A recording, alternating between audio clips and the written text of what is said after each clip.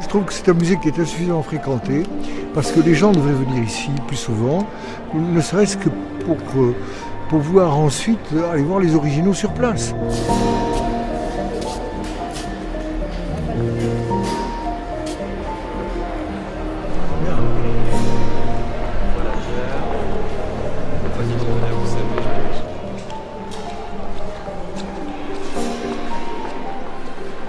Voilà. Très heureux de vous accueillir ici, cette cité. Dans ce milieu, j'aime beaucoup. Vous connaissiez Oui, bien sûr. bien Je l'endroit. connais, de manière générale, je préfère les originaux parce qu'ils sont Ça. en situation. Alors que là, évidemment. Avec ce qui est Alors extraordinaire, c'est un lieu où vous savez ça, tout c'est un endroit rassembler. que je connais bien. Je peux regretter une chose, c'est que il n'y a pas les curieux. Vous voyez ce que c'est? Oui, oui, tout à fait, mais bon, c'est tout de même déjà la majeure partie. Oui, le centre est important. Exactement. Mais je trouve que les curieux qu'il y a autour, ce côté un peu humoristique en quelque sorte, c'est pas mal non plus. C'est vrai. Devant une stylistique aussi affirmée que celle-ci, puisque il y a le Christ bénissant, c'est vrai, mais il y a toute cette série de voûtes qui se trouvent du côté des élus, qui sont à la droite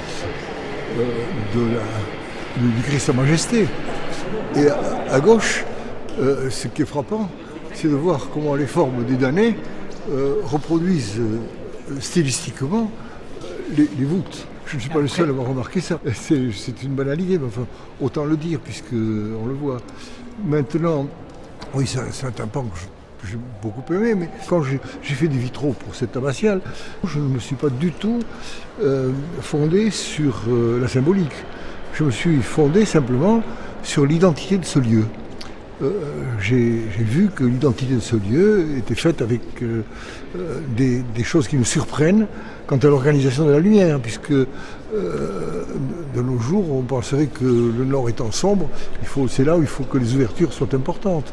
Et bien là, ils ont fait le contraire. Les ouvertures du nord sont plus étroites et plus basses que celles qui leur font face dans la nef au sud. Malraux a dit tout ce qu'on pouvait dire du Christ Sa Majesté. Je suis bien d'accord avec ce qu'il en dit. Mais... Alors je vois qu'ici on a essayé quand même de retrouver les traces de polychromie qu'il y avait et qui ont subsisté à Conques.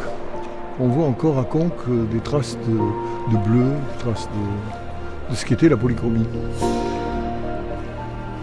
Maintenant moi je n'essaie pas de me situer au moment où cette chose-là a été dans l'esprit des gens qui ont fait ça. Je parle de ces choses-là telles qu'elles nous sont parvenues et telles que nous les aimons maintenant, aujourd'hui, avec ce que nous sommes, qui est sûrement très différent de ce qu'étaient les gens de cette époque. Je sais que vous avez eu un choc visuel dans votre jeunesse par rapport à cette...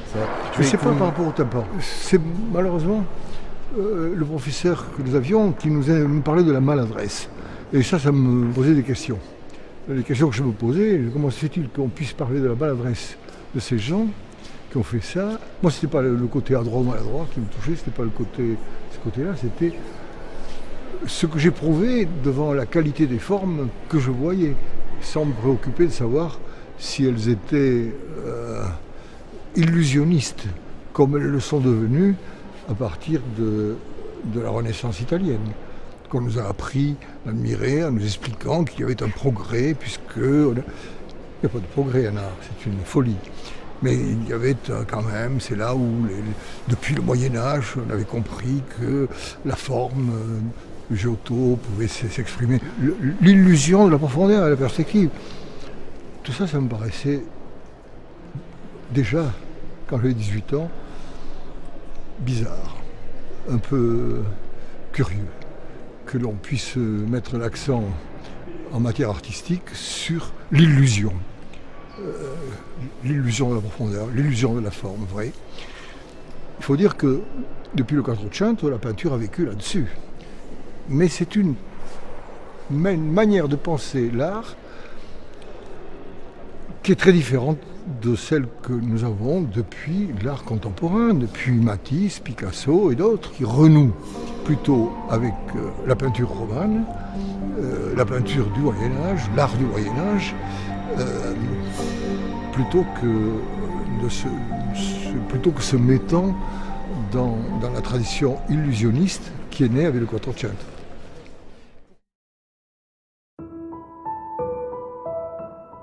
J'ai connu les architectes contemporains des débuts de l'architecture contemporaine, de la peinture moderne.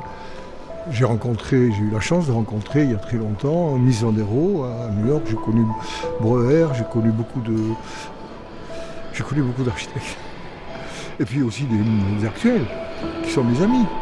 Pas si longtemps encore, j'étais à la reprise de cette revue qui était l'architecture d'aujourd'hui. Et j'étais présent là. J'étais heureux d'être là pour manifester mon intérêt, et aussi par curiosité tout simplement. Voilà, nous entrons déjà dans un monde. Oui, dans un monde très particulier, parce qu'on n'est plus à Paris.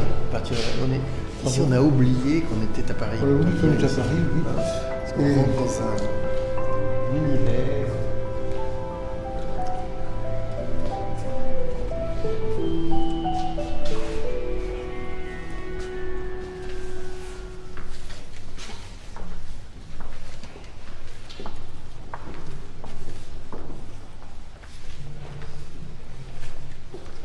Ah voilà, Saint-Michel.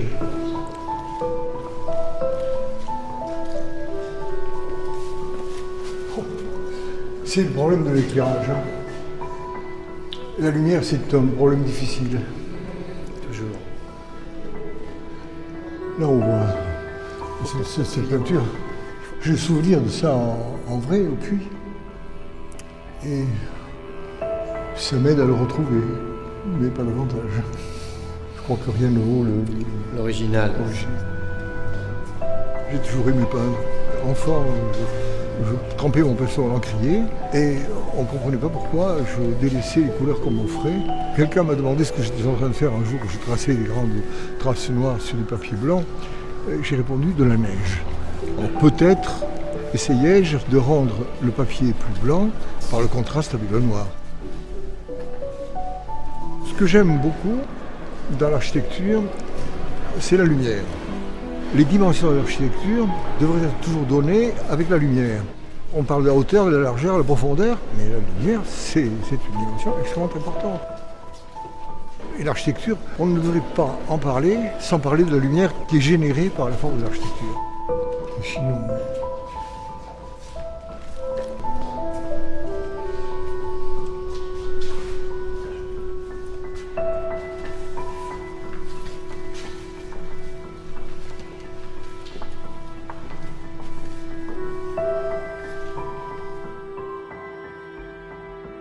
avant, quand j'en parle, c'est un moment de révolte. Parce que les gens ne savent pas. Ils ouvrent des yeux ronds, comme si je leur parlais de la Lune. Quand j'ai connu ça, ça m'a paru être beaucoup plus proche des choses de l'art contemporain que j'appréciais à l'époque où je l'ai connu. J'avais 17-18 ans, quoi. Que ce qu'on nous apprenait à admirer, parce qu'on nous apprenait à admirer le rendu de la profondeur avec la perspective. On nous apprenait à admirer l'illusion. Et l'art, ça n'a pas grand-chose à faire avec l'illusion de ce genre-là. Cette espèce de mimétisme Non, c'était... Déjà, à 17-18 ans, j'étais choqué. Et Tavan, c'est une des merveilles de la peinture romane. Saint-Savin, oui, Saint-Savin, je vois. Tavan, zéro.